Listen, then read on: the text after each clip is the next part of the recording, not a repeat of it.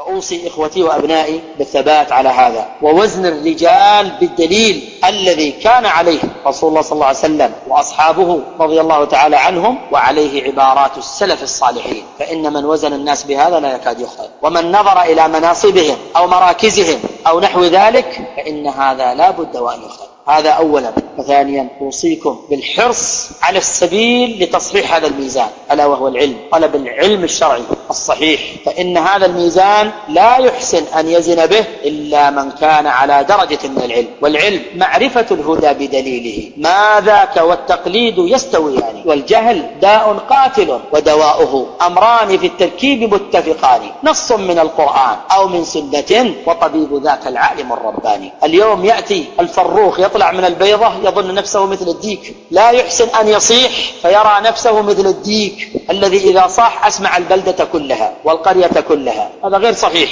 فمن رسخت قدمه في الدعوة وشابت لحيته ورأسه فيها وطال عمره وعالجها وعرف أهلها على مر الدهور، لا يمكن أن يكون الأحداث مثله بحال من الأحوال. ومن شهد له أئمة الدين والهدى بالاستقامة على دين الله وعلى طريق الخير والحق والهدى، لا يمكن أن يزحزحك عنه أو يزلزلك عن الجلوس إليه كلام من لا يوثق به ولا يؤبه إليه به ولا ينظر إليه، أن لا يؤبه به ولا ينظر إليه. الواجب علينا جميعا أن نسلك هذا الطريق، طريق التعلم والإتقان لطرائق الاستدلال التي يعرف بها كيفية الاستدلال، وهذا لا بد فيه من معرفة أصول الفقه، كما أنه لا بد في معرفة الدليل وثبات الدليل وصحة الدليل لا بد فيه من معرفة أصول الحديث، فهنا لا بد من معرفة أصول الفقه حتى تعرف كيف تستدل وتثبت حجتك بالدلائل الواضحة، وتعرف كيف ترد على المغالطين، فإن المغالطين اليوم كثير لا كثرهم الله. فأوصيكم إخوتي وأبنائي بالجد التعلم والأخذ بحزم وبقوة بهذا العلم الشرعي، فإن المتلاعب لا يكشفه إلا العلم الشرعي.